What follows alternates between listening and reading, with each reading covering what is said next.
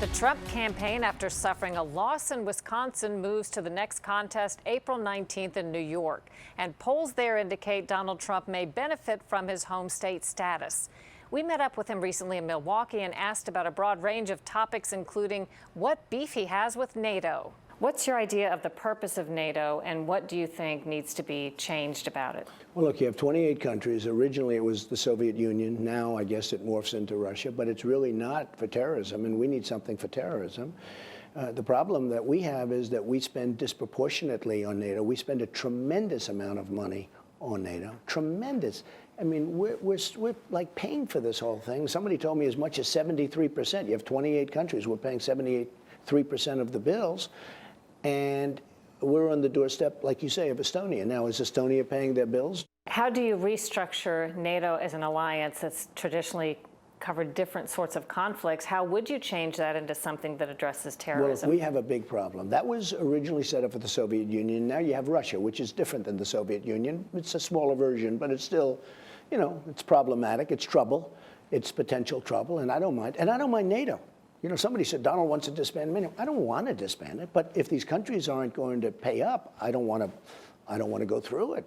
Keeping NATO's fine, but you need something for terrorism, and NATO wasn't designed for terrorism, you know, because a lot of countries would have to be added, maybe some taken away, frankly, and others added, so maybe you need something new. But NATO is obsolete. It was, I guess it's about 68 years old. It was designed for a different mission. And you know, it's very interesting. When I said it, everyone said, oh, I took a lot of heat on that. I take a heat on everything I say. Talking about paying, obviously you've said you want to build a wall with Mexico and they will pay for it. With more time to think about all that, what else would you do to secure the border? Some people say, well, a wall alone won't secure the border. Surely that's not your only proposal. Well, the first thing, one of the first things I'm going to do is call, if I win, call the leaders of Mexico and say, secure the border.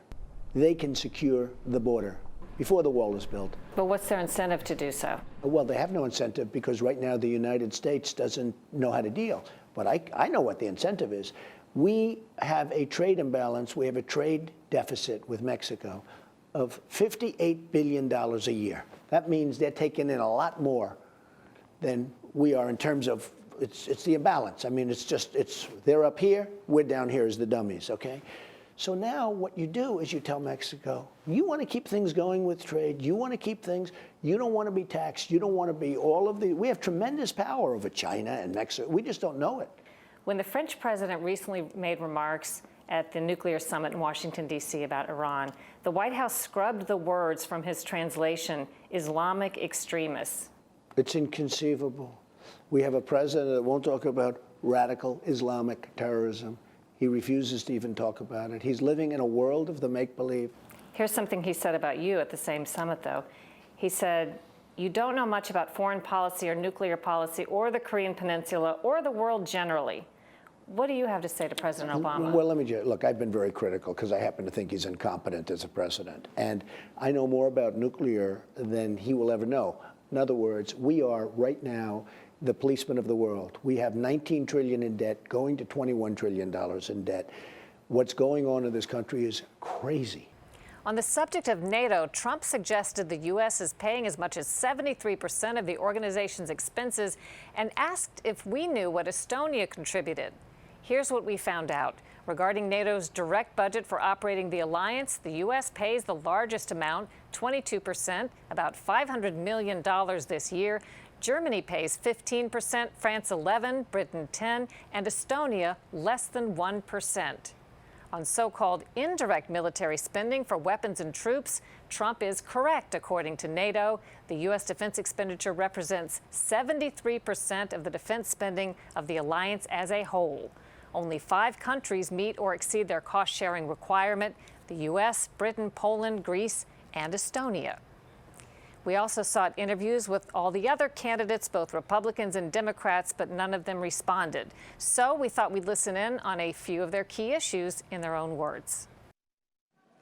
And now, you know, with this new refugee crisis, of course we have to have a lot of vigilance and we have to vet people. And I would depend upon our defense and intelligence professionals to guide us in doing that.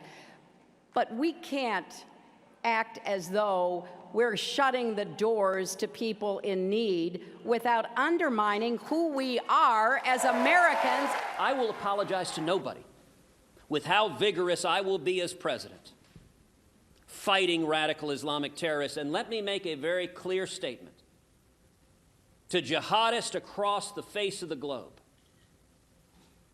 Your day of reckoning is coming. I say to my Republican colleagues, yeah, we have got to be tough, but not stupid. Yes, we need to create a worldwide coalition that will defeat ISIS, but no, the United States of America must not be involved in perpetual warfare in the Middle East. Let's just talk about your friends in the Muslim community. They're going to have to work with us to destroy ISIS. And if what we tell them is drop dead, how the heck are we supposed to get them to work with us? That the United States of America remains the only major country on earth that does not guarantee health care to our people as a right of citizenship. So that there are absolute rewards to go to all those folks who are involved in health care to make sure that we are treated to keep us healthy rather than rewarded when we're treated when we're sick. Before it was called Obamacare, it was called Hillary Care. You know, I tried really hard back in 93 and 94 to get us quality, affordable health care, to get us on the path to universal coverage. If I am elected president, we will repeal every word of Obamacare. Now, once that is done, everyone agrees we need health care reform. It should follow the principles of expanding competition, empowering patients, and keeping government from getting in between us and our doctors. After the New York primary, the next big prize is the 5-state primary on April 26th. Still ahead on Full Measure, some call it the most explosive release since WikiLeaks.